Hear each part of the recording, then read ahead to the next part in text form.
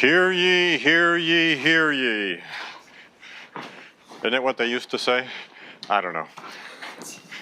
Think I write, oye, oye. Yeah, I used to read these things in books.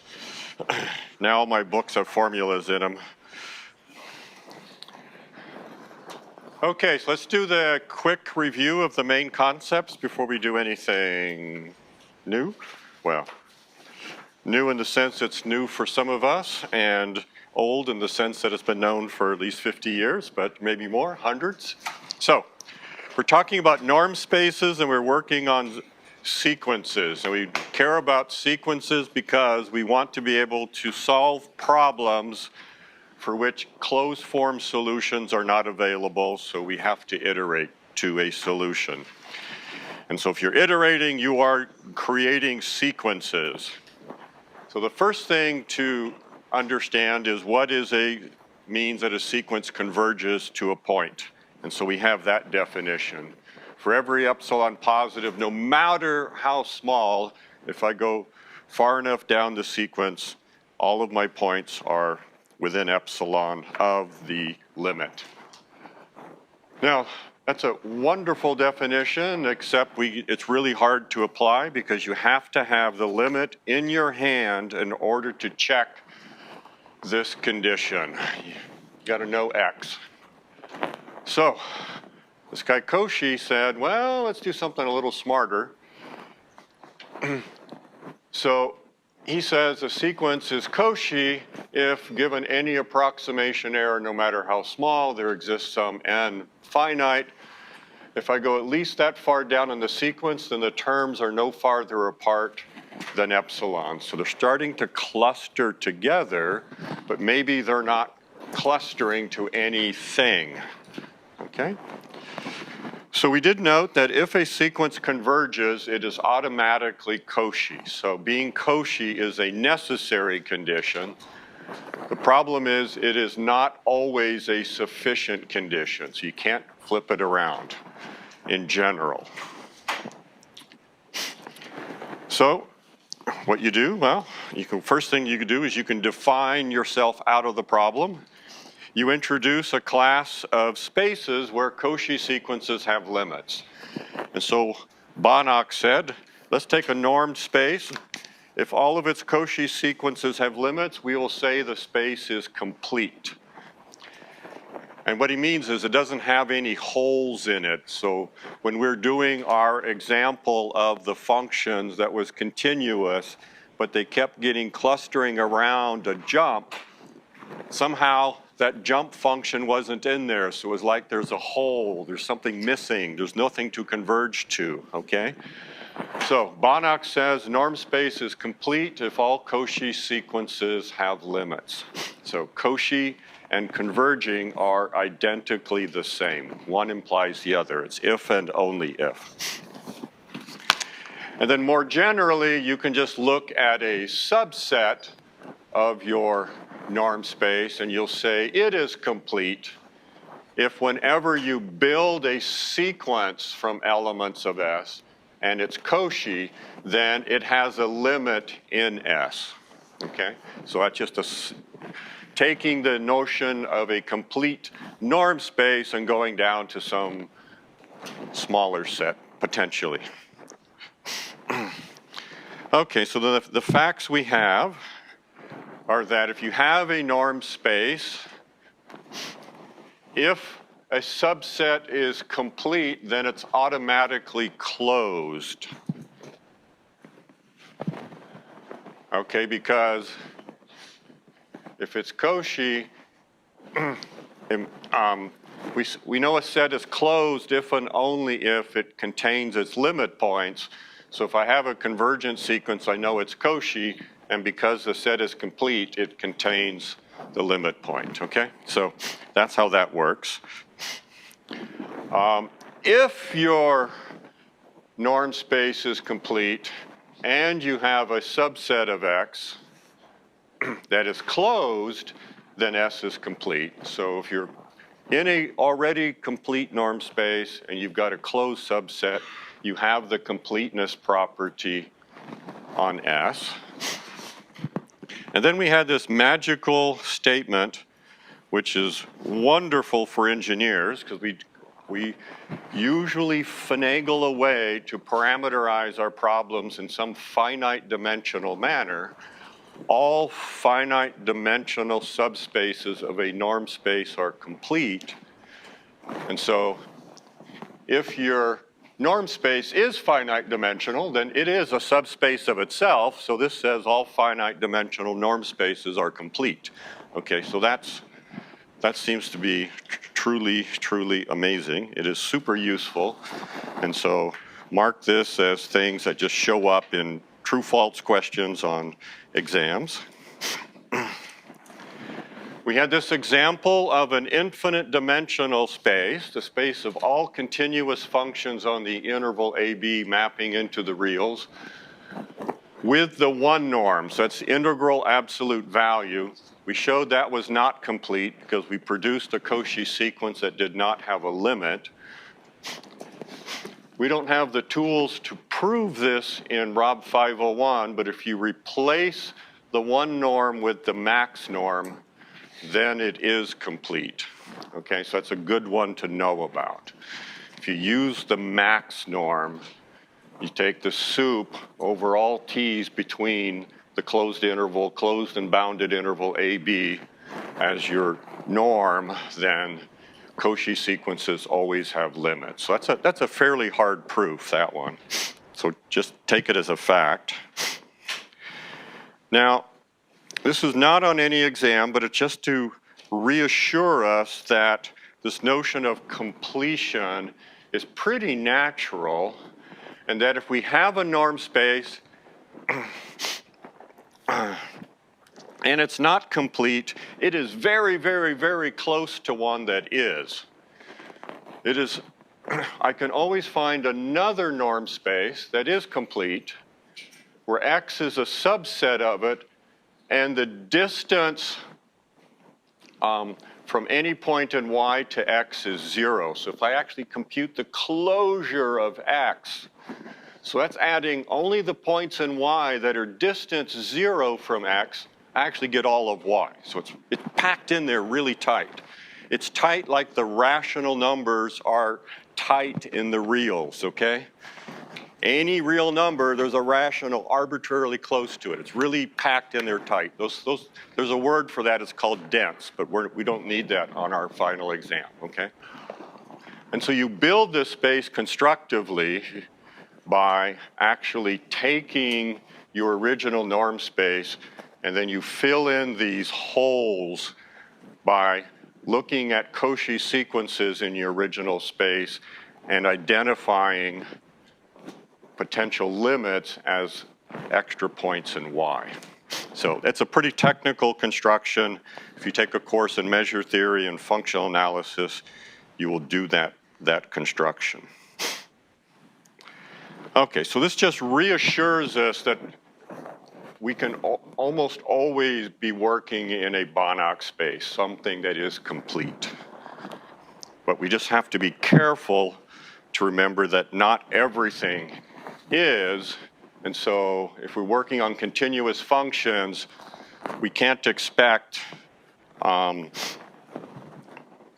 that all of our Cauchy sequences have limits. We have to enlarge that set, and then we get the set of measurable functions on A, B, etc.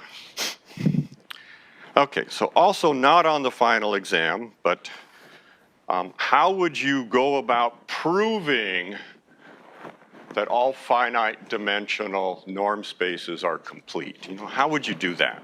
Is it super hard? Well, it takes 4 or 5 hours to do the complete lecture, so we're not going to do it. But this is how you do it. The first thing is you have to go back and understand these silly real numbers that seem so natural to us because people have had us playing with them since we were, what, in the 5th grade or something, okay? I don't know. When did you learn what pi was and e and square root of 2? I don't know, 8th grade, something? We've been playing with them for a long time. So they think, wow, how can they be hard? Well, to actually build them axiomatically takes a lot of work, And what you do is you start with the rational numbers and you build Cauchy sequences out of them, and you find out that they don't all have limits. And you throw in the limit points and you get the real numbers. So it's a pretty interesting construction. It's called Dedekind cuts. So once you figure out that the reals are complete by construction, that's the definition of the real numbers, then you use the fact that your vector space X is finite dimensional, so it has a basis. And so then if you take a Cauchy sequence in X, write each term in the sequence, find its representation with respect to the basis, then you're creating sequences in the first component of X, the second component, etc. These are the coefficients and the representation. Okay, so if Xn is a sequence, each of these coefficients is a sequence in R, and then you prove, that takes a little bit of work, that Xn is Cauchy in your original norm space if and only if each of the component coefficients is a Cauchy sequence in the reals, and you know the reals are complete, and so that's how you construct limits. So that's how you do it. And so part A, if you take Math 451, you will learn about the completeness of the real numbers. So that's cool. And if you take EEC 600, you can do part B. At least I always cover that when I teach EEC 600. Okay, so the material's available. Questions? Kind of fun? Ideas? Very fun ideas, okay? Okay, so convergence, it's a little bit tricky. When you read papers and people are doing it, just check to see if they're doing things carefully. But that's the big thing. Okay, so instead of making you copy this thing down, which is I've done in every lecture on this topic and still this one, I decided this morning to write it up as a handout because it's, I want to just focus on the concept, and then we'll just use it in a few minutes here. So I'm just going to show a condition for a sequence to be Cauchy. It's a sufficient condition. It's not necessary, but it's one that will come up when we do something called a contraction mapping. So I just want to let AN be a sequence of real numbers, and C be a number that's strictly less than 1 and non-negative. And I want the sequence to be generated in such a way that the increment from AN to AN plus 1 is strictly less than or less than or equal to this constant C that's strictly less than 1 times the difference between AN and AN minus 1. Okay, so you can see that A2, A1, that's say less than 0.9 times A1 and A0, and then A3 is 0.9 squared, etc. So in fact, these things, the successive terms are piling up, but actually does it form a Cauchy sequence? If I take n fixed and I let m get big, and then I let n get big, are those going to 0 when a and m and n are potentially far apart? I don't know. Let's check. So I claim that this creates a Cauchy sequence, this group, something that I can test just on successive terms of the sequence. So that's the magic thing. I look at AN plus 1 and AN, and I compare it to my previous AN and AN minus 1. So I just need 1, 2, 3 terms in the sequence to check if it satisfies this contraction condition. And it's a contraction because C is strictly less than 1, 0.999. Okay, so my first claim is that the difference between AN plus 1 and AN as n gets large, that's going to 0, right? C is strictly less than 1, so C to the n, that's going to 0. I can see that. Okay, so this is my first claim. You just prove it by induction, and I'm going to let you do that, but I'm just going to note the first couple of terms in my proof by induction. I go A3 minus A2 is less than or equal to C times A2 minus A1. And then this one is less than or equal to C times A1 minus A0, so I get C squared. So if I had A4 minus A3, I get C cubed here. You guys can see how to do a proof by induction. So complete the proof by induction. The complete proof is by induction. No, don't do that.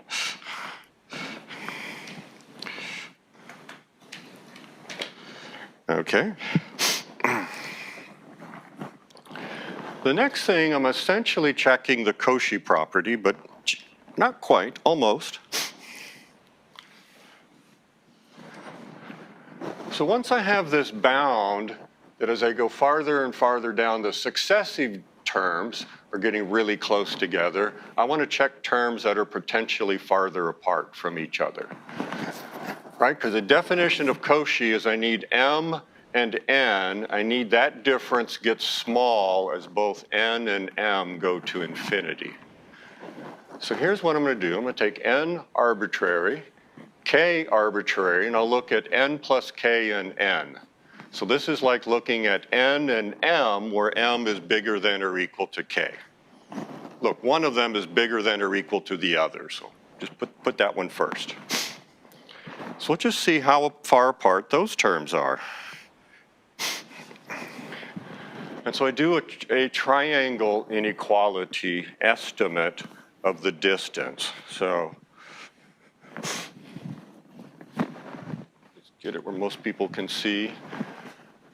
So I have AN plus K and AN, so I add AN plus K minus 1, subtract and add that term.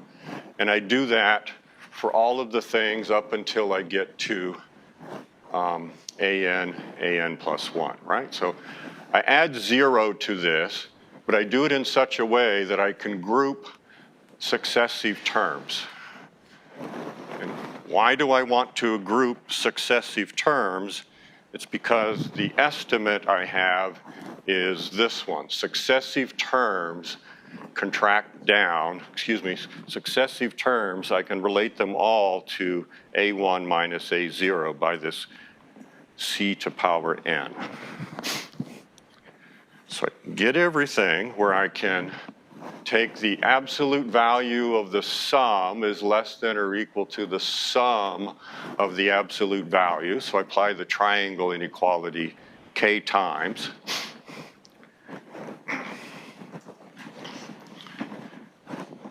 And then I carefully keep track of my indexes. So when I have N plus K minus 1, I get C to the N plus K minus 1 times A1 minus A0. And when I have N plus K minus 2 and the next term, I get C to the N plus K minus 2 times A1 minus A0. So I'm using claim 1, carefully keeping track of the terms. Okay, so that still looks like a mess, but clearly I can factor this term out. And then there's a C to the N that's common to every one of them. So I factor that out, and I add up what's left. And so down here, I'll just have C to the 0 left. Here, I'll have C to the 1. And up here, I'll have C to the K minus 1. So I get C to the I, sum I equals 0 to K minus 1. That's my K terms, 0 to K minus 1. Okay, so just a triangle inequality estimate. Well, I would like this to be independent of K. Let's just see if I can do that. That way, if N is large and M is greater than or equal to N, I don't care how much bigger M is than N. So let's just take this sum, upper bounded by sum I equals 0 to infinity of C to the I. Well, this is a geometric sequence that maybe you've seen before. That converges to 1 over 1 minus C. So you can look that one up if you haven't seen it in a calculus course. You probably almost surely did it in a calculus course where you were looking a little bit about bounding integrals and functions way back in the day. Okay, so there's my k disappears now. Now I've got c to the n over 1 minus c times a1 minus a0. Okay, so that's what I wanted to prove. A bound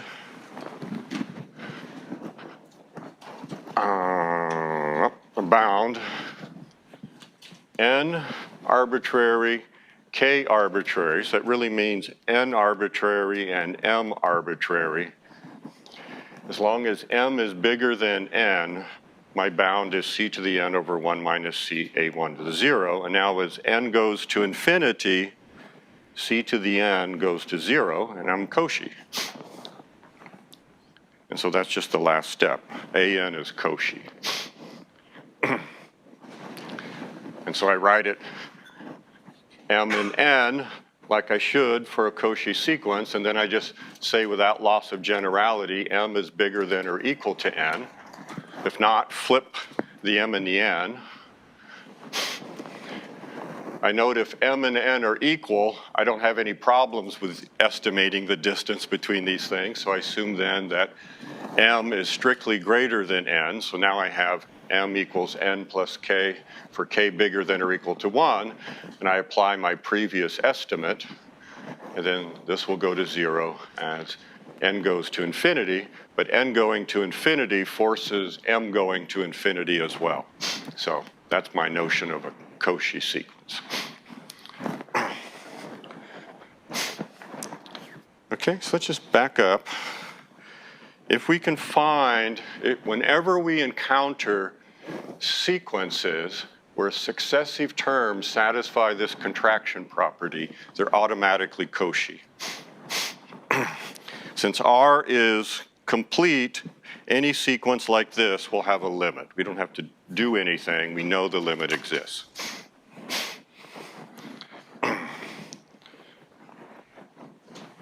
Okay, good. So let's go on and build upon this to get the contraction mapping theorem, which underlies proofs of existence and uniqueness of solutions to differential equations, Newton-Raphson, almost any other convergence algorithm. They almost all come down to some sort of a contraction mapping proof. Yep? I think you have this nitpicky, but you had a typo. No way. Line 2. No. Proof. The first line should be equal, right? It is equal, but it's not a typo. So this is a comment on style, which is a really good question. Everybody see what's being talked about here? I mean, it is true that this and this, those are equal, so that absolute value is equal to this absolute value, but it's also less than or equal. Okay? And the thing is, you know, maybe, so this one is definitely less than or equal to, and then, but, you know, what if I have equal and then some less than, then I do some other stuff and it's equal, equal, equal, and I get down to the bottom, you know, 8 rows above I had one inequality and I've got equal, equal, equal, equal. What error am I going to make? I'm going to forget that there ever was an inequality. I'm going to say this thing equals this thing at the bottom. I'm wrong, but it's an easy mistake to make. So as a matter of style, it's easier to assert from the very beginning and don't worry about equalities, just carry the inequality all the way through. It's true. And it just helps you not to forget at the bottom that it really was this, when you had equal, equal, equal, 1 inequality, 2 inequalities, equal, equal. Yes? So this is a property on Mm-hmm. Does it also hold for like automatic subforms? So we're going to get into, so the question was, can this be extended to other norm spaces. I'll generalize the question. Yeah, and that's the contraction mapping theorem. But the whole heart of the proof is that this particular sequence of real numbers is Koshi. So whenever you see a sequence that satisfies, you have some real numbers and they satisfy this contraction property, and there's the contraction coefficient written with a C for contraction, it's automatically Koshi. So that's the thing here. Other questions? I like style. Not necessarily enclosed, 'cause I'm not very good at that, but I like style and how you write math and things. That's cool. Okay. So let's do it. So what color? Black. So let X be a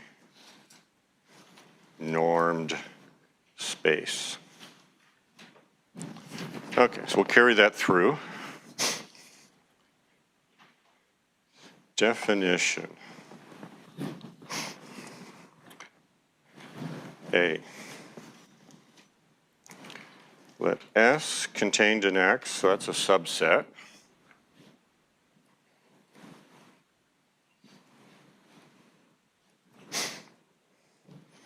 And T maps S back into S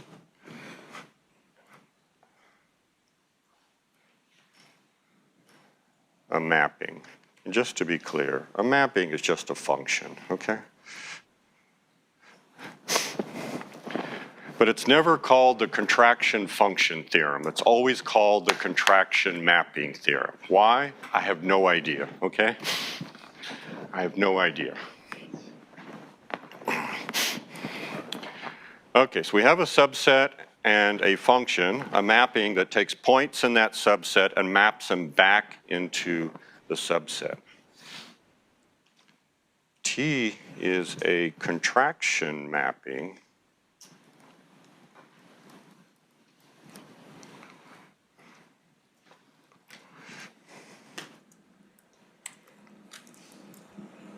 If there exists a constant C greater than or equal to 0 and strictly less than 1,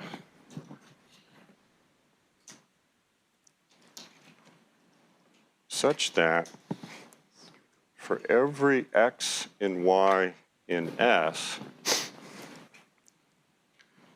if I look at the norm of T of X minus T of Y, it's less than or equal to C times the norm of X minus Y. That's a contraction mapping.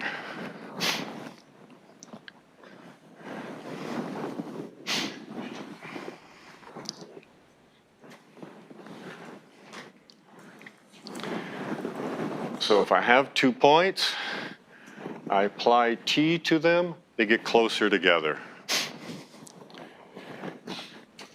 Guess what happens if I apply T twice to them? They get even closer together. And I apply T 3 times, they get closer still, okay? It's pushing things together. That's a contraction mapping.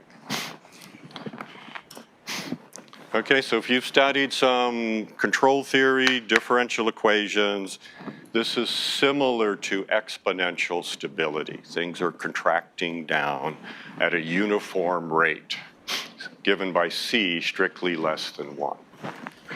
Pushing things together. Okay. That's A, that's the notion of a contraction mapping. And B, X star in X is a fixed point of T if when I apply T to X star, it doesn't move, it's fixed, okay?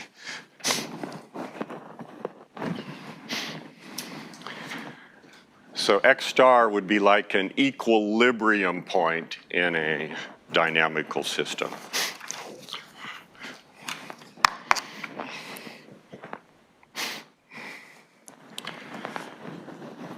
Okay, questions? Contraction, pushing things in. Okay, and fixed points means I keep pushing things in and they don't move anymore. So this probably is going to be like a limit, okay? That's a limit condition. I don't push anymore, I'm there. So here's the contraction mapping theorem. It is super cool, quite useful. Contraction mapping theorem.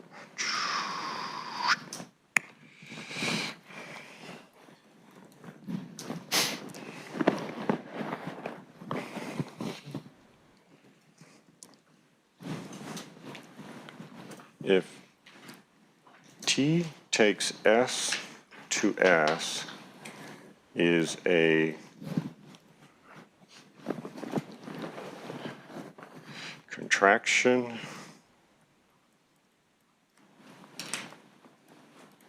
mapping on a complete subset S, then there exists a unique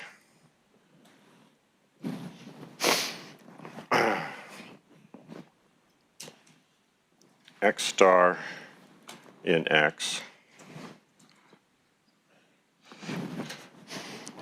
in X such that T of X star equals X star.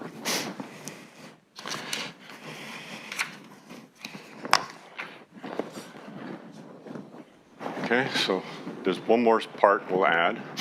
So we're starting out with a subset of a norm space. That subset is complete, and we have a mapping that takes S to S, and it's a contraction. We claim it has a solution, T of X equals X, a fixed point. Moreover, this is how hard it is to find that solution. Moreover, for every initial point in S, the sequence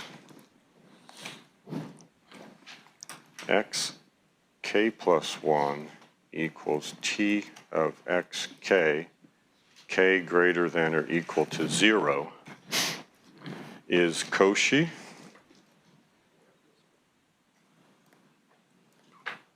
and converges to the fixed point. Oh, awesome, okay.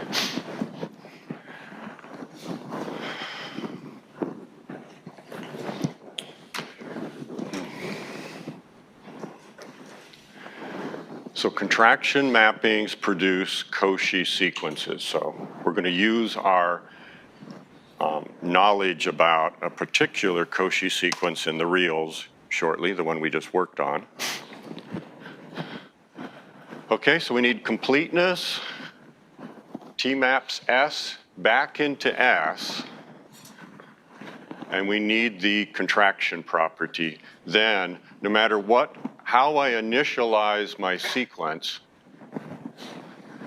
if I just use this dynamical system, this recursion property, I will generate a sequence that is Koshi, and it will converge to the unique solution of the equation. Seems too good to be true? No, in this case, the world is truly a beautiful place, okay? This one is true.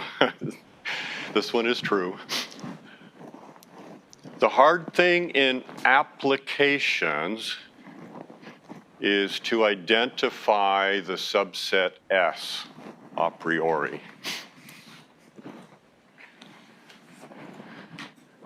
Remember, we talked about Newton-Raphson, and we talked about if we had an equation that had ripples like this, and I'm looking for a solution like this, then there's multiple solutions to it, okay?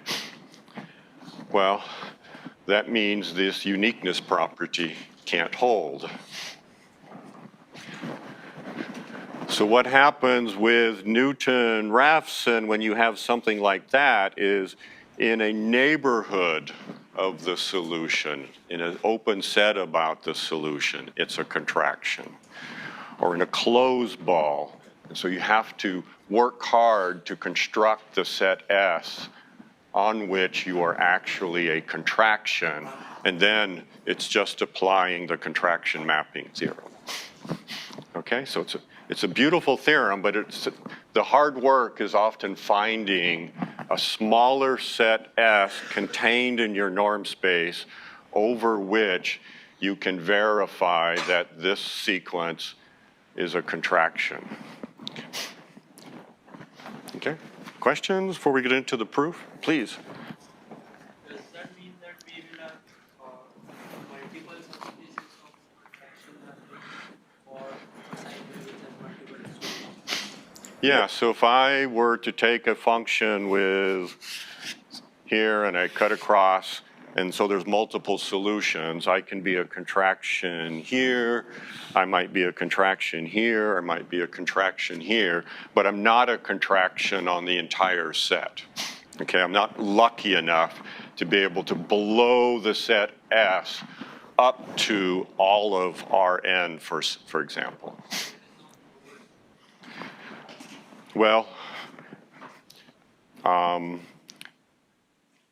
in this case, my equation, I know, has multiple solutions. So it's impossible to be a global contraction. Because if I were a global contraction, I have a unique solution. So that's how I want to say it. So anyway, super powerful principle. The hard part sometimes is localizing this complete subset on which you can verify the contraction property on that set. Okay, so let's see why this works. Come on. You're still blue. There we go. Proof.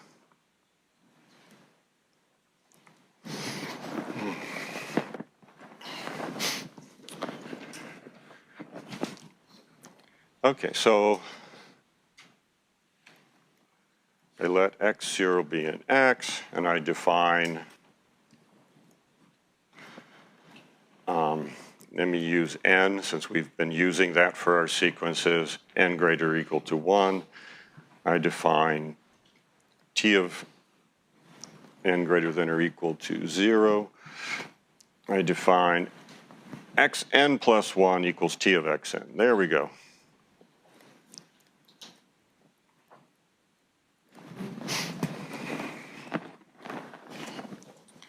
Okay, so let's claim 1.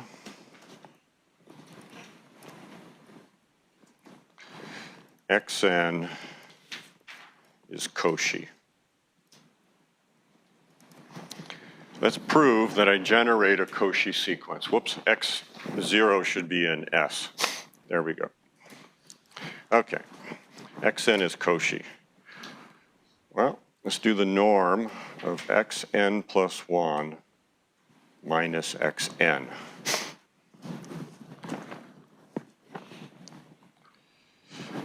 Okay, so that's equal to the norm of t of xn minus t of xn minus 1.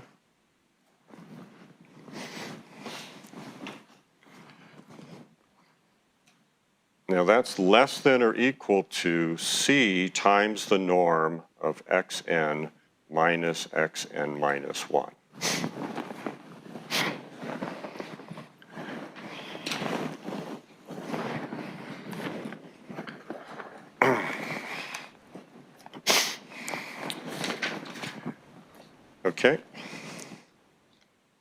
So So this does it. This gives us automatically that xn is Koshi, because we have the same properties for this sequence of real numbers, okay? So we have the norm of xn plus 1 minus xn as playing the role of an plus 1 minus an is less than the absolute value of an minus 1. Okay, so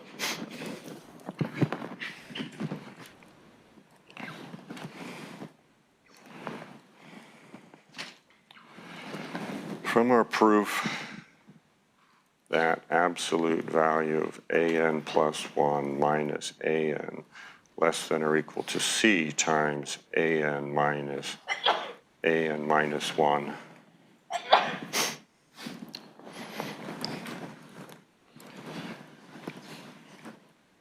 is Koshi,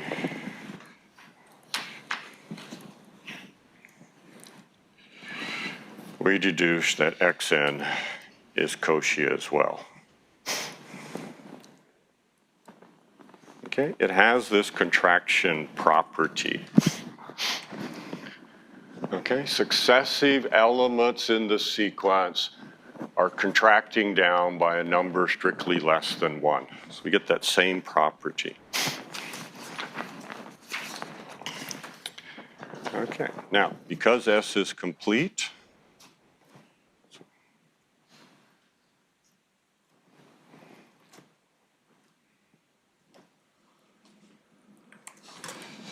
there exists some x star in S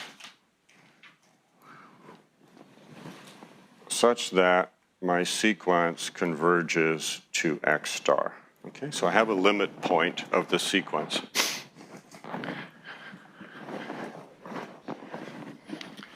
Is this a fixed point? Okay. So is it true that if I apply t to x star, I get x star again?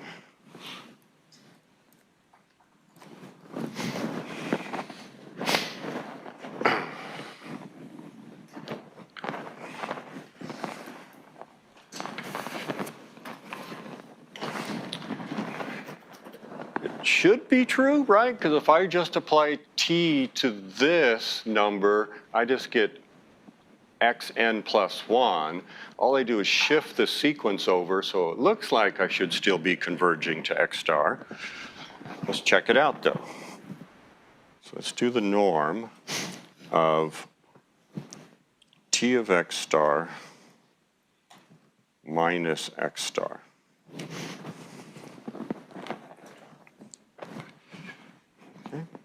So that equals t of x star minus xn plus xn minus x star.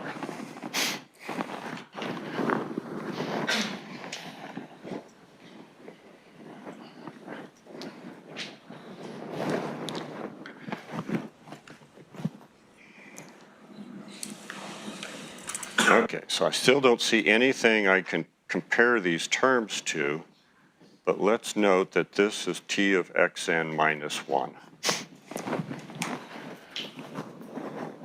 Okay, and now I have xn minus x star. I'm still happy with that. So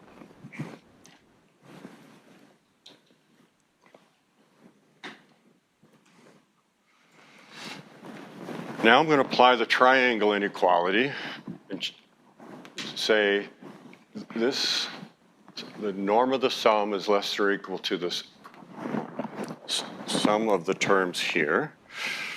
So that's t of x star minus t of x n minus 1, and then that's norm of xn minus x star.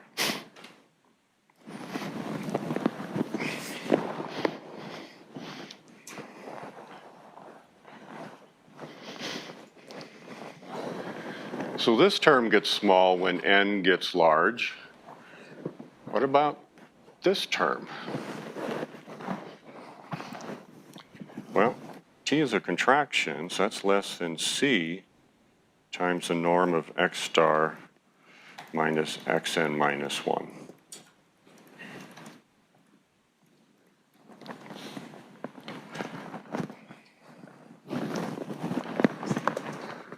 Okay, so this term goes to, well, both terms go to 0. This term goes to 0 as n goes to infinity. This term goes to 0 as n goes to infinity. C is finite, so we conclude then that T of x star minus x star has to equal 0. Okay, so n was arbitrary when we introduced it. We take n sufficiently large, and so now this is less than any positive number. So T of x star equals x star. Okay? Sure enough, it's a fixed point. And now, is it unique? Can there be two of them? So I start out my sequence from a different point. Can I converge to something else? So is it unique? Okay. I don't know. Let's suppose I have a y star in S such that T of y star equals y star.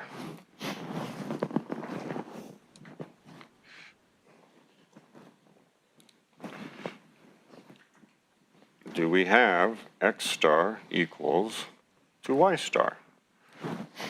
Okay, so I have two fixed points. Are they the same?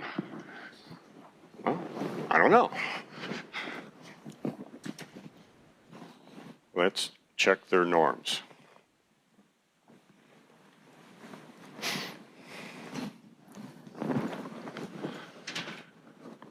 How far apart are they? I don't know. This is a fixed point, so I can replace this with T of x star. And this is a fixed point, so I can replace it with T of y star. I'm just going to use the fact that they're fixed points.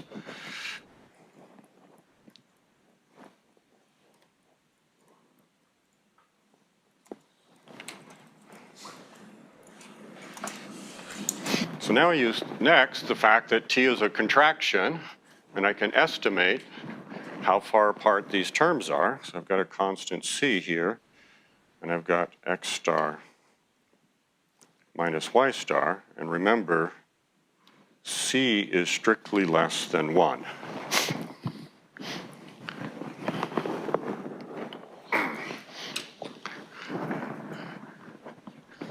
So the only real number that satisfies that number is strictly less than the same number, less than or equal to, with a constant less than 1. The only thing you can have there is 0. Because if you have 0.1, then that's less than or equal to 0.99 times 0.1. Yep, that could be fine. Okay, so we get conclusion. Only number satisfying that is 0. And so x star equals y star. And that's it. That's the proof.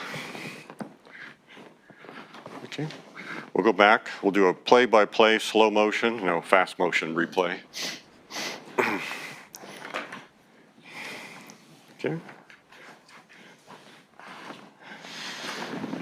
Contraction mapping, successive points get closer together. We have a complete subset. We initialize anywhere in our set S we want, and then we build a sequence by keep applying T. And T is crunching things together. So that produces a Cauchy sequence. We get the property, just like we had before, absolute value an plus 1 minus an less than or equal to a constant strictly less than 1 times absolute value of an minus 1. So numbers, vectors, anything satisfying that type of property, we get the Koshi bounds to all work out. We use completeness of S to get a limit. And then it's always the contraction property that proves the limit is a fixed point. And it's the contraction property that proves you can't have two fixed points, okay? Distinct, they're the same. It's the contraction property that proves that. C strictly less than 1. Okay, so that's how you create Cauchy sequences with algorithms. You make them contractions, and you get the existence of a solution to your problem by the completeness of the norm space. That's how you set things up. Okay, contraction property and completeness. Question?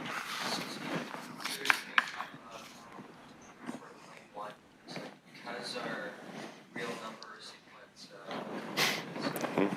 we just say we can deduce from that our, like our sequence of some arbitrary vector and normal. Yes, let's go back to that. It's a good question. Okay, so the question is, why does this lemma allow us to conclude that when we're dealing with norms, we get a Cauchy sequence, okay? So, claim 1, how would we do the exact same thing of that? Okay, so just some remarks.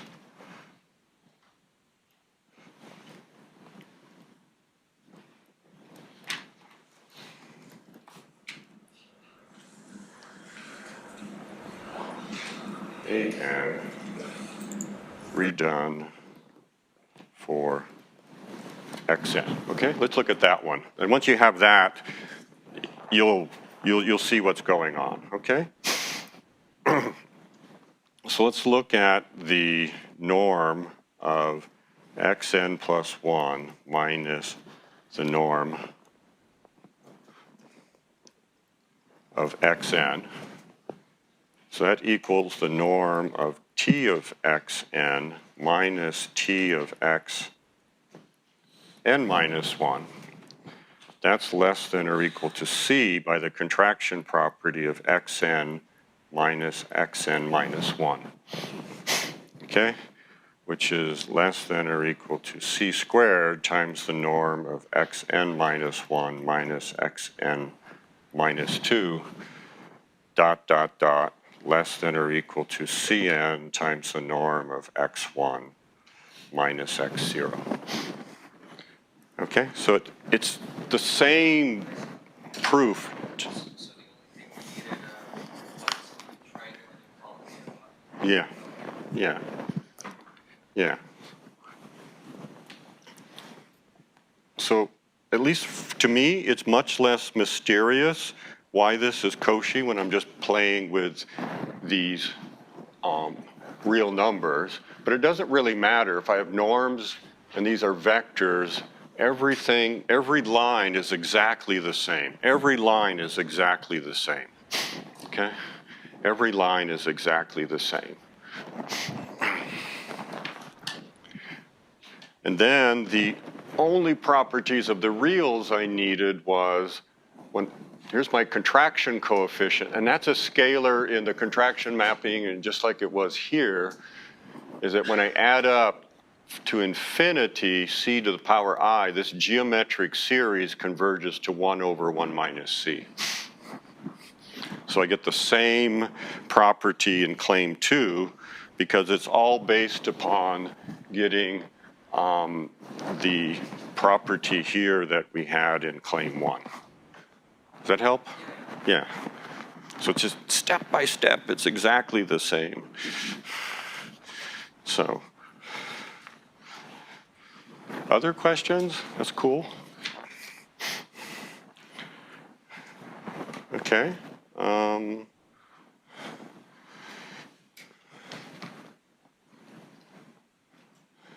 Did anybody try this exercise, just out of curiosity? Anybody that came to lecture? Somebody out in TV land surely will now. So here's a simple way to construct a contraction mapping on a problem you completely understand and program it up in MATLAB or whatever substitute open source for that you want to use, okay? So you want to solve AX equals B. Hey, we can just invert A, but that's super hard sometimes. We could do QR factorization. It's probably the best way, okay? This is just to give you an example of something that you can construct and get it in your hands and see the Cauchy property by just iterating in MATLAB. So just see it and then build solutions to AX equals B. Okay, so we first just note that when AX equals B, we're assuming A is invertible, so it has a solution. So then AX equals B, the solutions to that equation are the same as the solutions to this equation. So that's a fairly straightforward multiplication to do. And if A is invertible, A transpose A is positive definite, and hence all of its eigenvalues are positive, strictly positive. So then it's easy to find, you can change that to a C if you want, but a constant alpha such that the maximum eigenvalue of I minus alpha A transpose A is between 1 and minus 1. Okay, so A transpose A will have a largest eigenvalue. Just put alpha to be, say, 0.5 over that. All the eigenvalues then be less, all of the maximum eigenvalue there be less than a half. So, okay. So here's my proposed contraction mapping. I simply build it such that when P of X equals X, so these things cancel, this is what's left. So 0 equals this, alpha is not equal to 0, and so then what I have here is the equation A transpose AX minus A transpose B equals 0, which is the same, has the same solutions as AX minus B equals 0. So I'm looking for fixed points of this mapping. Okay, and then I invite you to compute the contraction coefficient, and it'll be precisely the maximum eigenvalue of I minus alpha C trans A transpose A. So that's the induced 2 norm of the matrix identity minus alpha A transpose A, which all multiplies X. Okay, so those are really simple calculations in MATLAB. And so this will be the contraction factor. As long as it's strictly less than 1, you can start any point you want and iterate to the solution of AX equals B. So if this stuff seems abstract, hopefully AX equals B will seem very concrete to you. So now, is this the best way to solve linear equations? No, but it's maybe the best way for some of you to have Cauchy sequences in your hand that you can play with. That's the purpose. Okay? No? Not okay? What did it matter? It is what it is.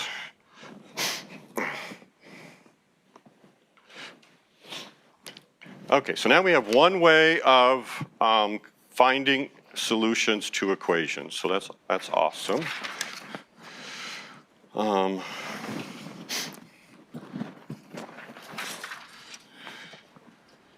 Okay, so here's our next big thing.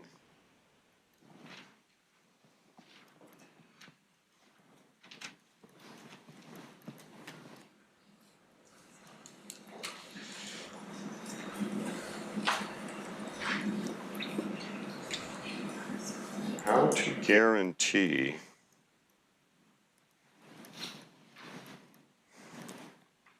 that functions have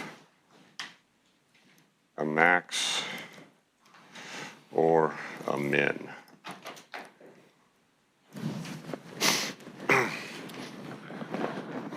Okay, so we want to take a function. We want to take a function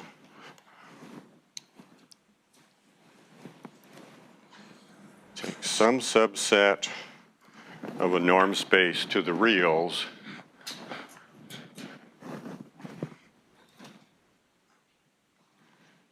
Can we guarantee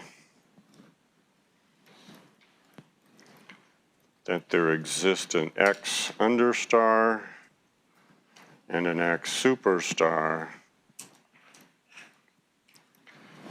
such that f of X understar equals the infimum over all X and X of f of X, and f of X upper star equals the sup over all X and X of f of X. Okay?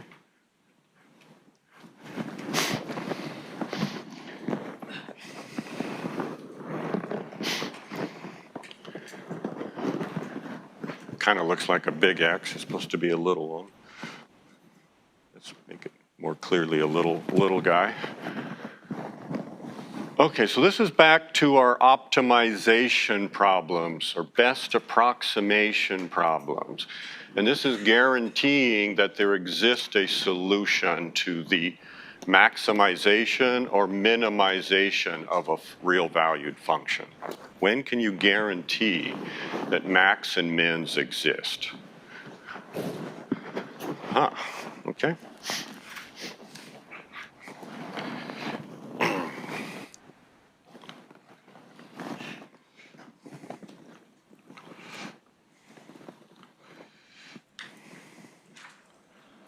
This will take us to continuous functions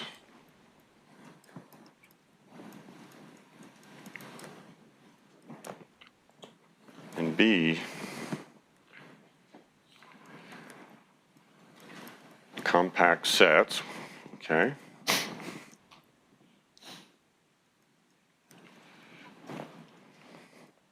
Which in Rn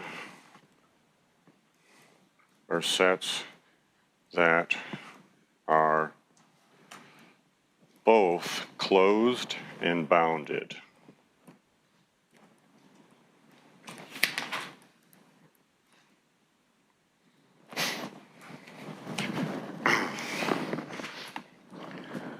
Okay, so this is kind of our last big adventure.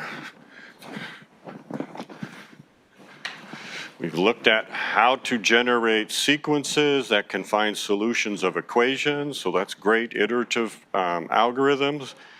Now, if we pose an optimization problem, are there some conditions that we can check that will guarantee the existence of a minimum? It may not be unique, there could be a dozen of them.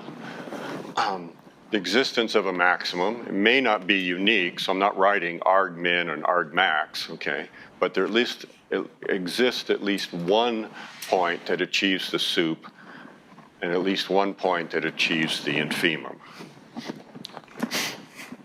Okay, so the new tools we need are these. So let's understand why those things come up.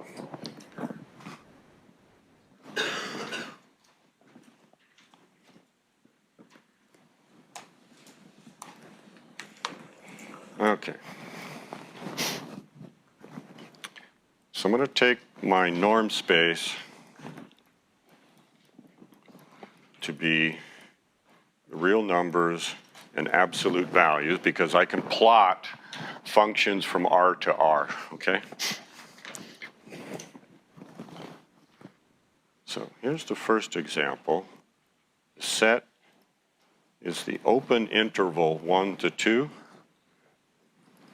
and f takes s to r given by f of x equals x.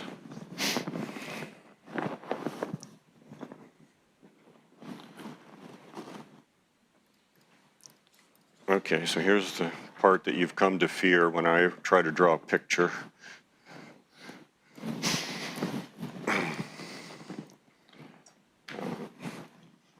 Let's put 0 here, 1 here.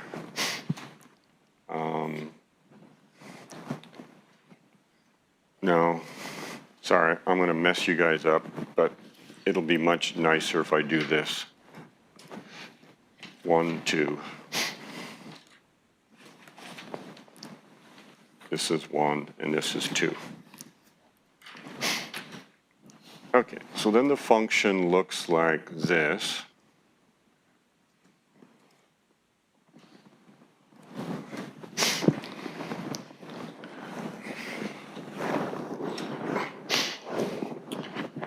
Okay, so why the circle? Because the point 1 is not included here. Why the circle? Because the point 2 is not included here, okay?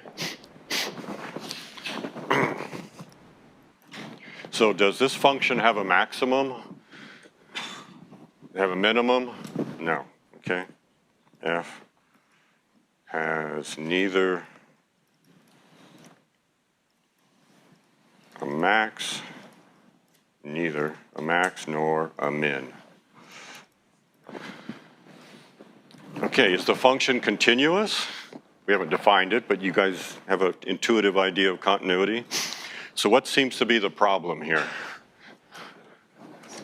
The domain is open, it's not closed, okay? Okay, so these compact sets, I'm trying to motivate the importance of sets that are closed. I just showed that. If they're not closed, even though the function is continuous, I may not have a max or a min. Let's see about the bounded part. Okay. Let's let S equal the half closed interval 0 infinity. Well, actually, it's fully closed. It's closed now. Take f of x equals e to the minus x.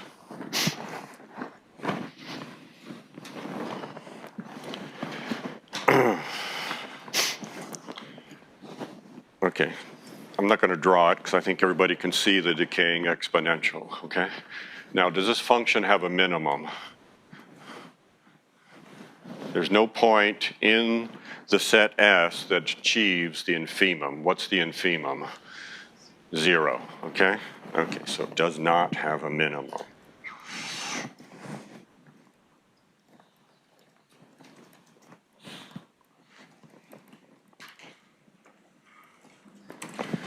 Okay, so this set is closed.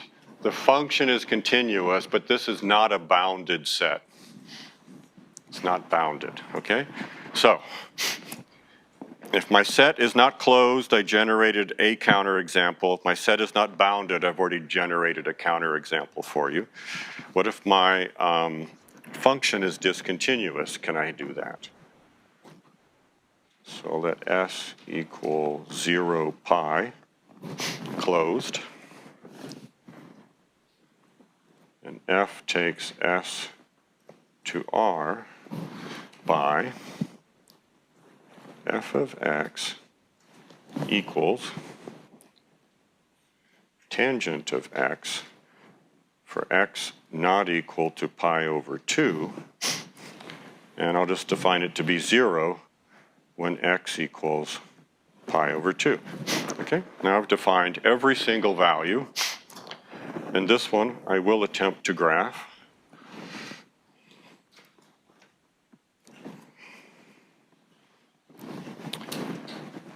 Okay, need to go a little farther this way. So I've got pi here, I've got pi over 2, At pi over 2, come on, my function is 0.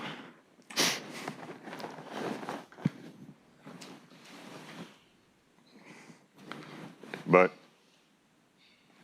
the function goes like this otherwise, right?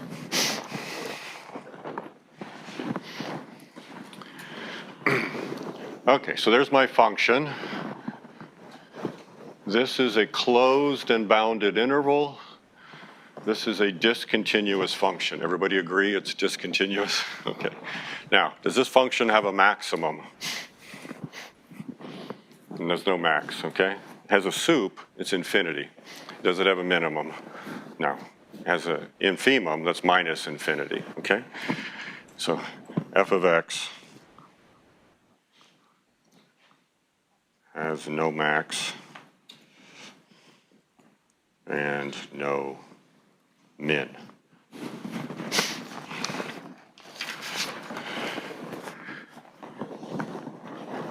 Okay, so the main theorem is going to be when you're working in finite dimensional norm spaces and you've got functions from x or from a set S into the reals will be if the function is continuous and its domain is something we will call compact, and it means the domain is a closed and bounded set, that max and min will always exist, okay? Okay, so compact sets, we've got to get into those and characterize them. That's super fun, and we need to understand continuity of functions. Okay, so all of those ingredients we saw here, hey, the set wasn't closed, function's continuous, doesn't work. Function's continuous, the set is closed, but unbounded, doesn't work. And then the set is closed and bounded, and the function is discontinuous, doesn't work, okay? So you put all of those things together, we're gonna show it works. You get existence of max and min. So if you can pose an optimization problem, prove that what you're optimizing is continuous, the domain over which you're searching is closed and bounded, you guaranteed to have at least a max and at least a min. And then once you know they exist, how might you go about finding them? Well, maybe you can create an algorithm that has this contraction property in a neighborhood of one of your maxes or mins that you're looking for, okay? So that's what I'm trying to give you, the picture of the set of tools that are out there. Yeah, we can do something really simple here. We won't do much more.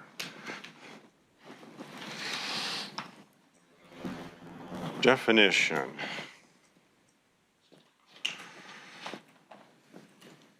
Let x and y, so I'll put triple bar for the norm on y,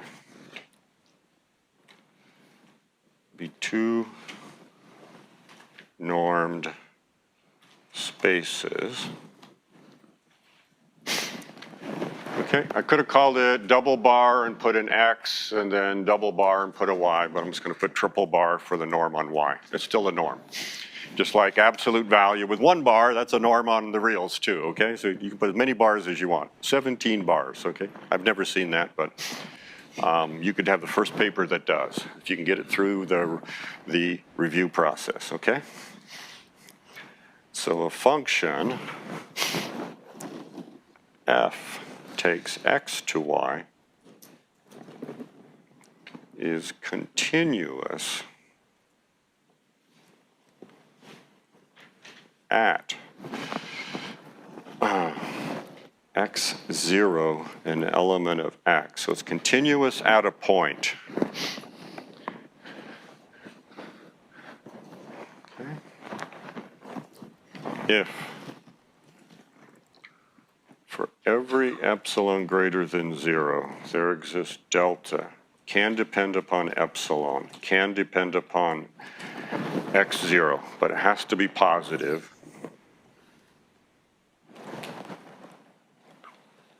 Such that the norm of x minus x0 less than delta implies that when I look at how far apart f of x and f of x0 are in y, they're within epsilon.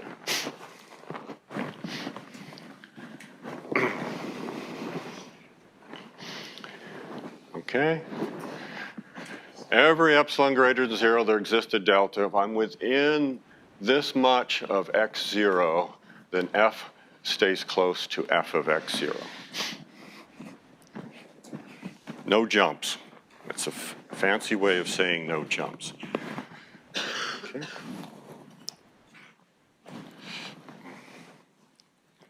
F is continuous on a subset of x, could be all of x, if f is continuous at each point in S. So it's continuous on a subset, or it's continuous even on the entire norm space if it's continuous at each point of it. Okay, so that's pretty straightforward. Now, this is what I need you to do. Negate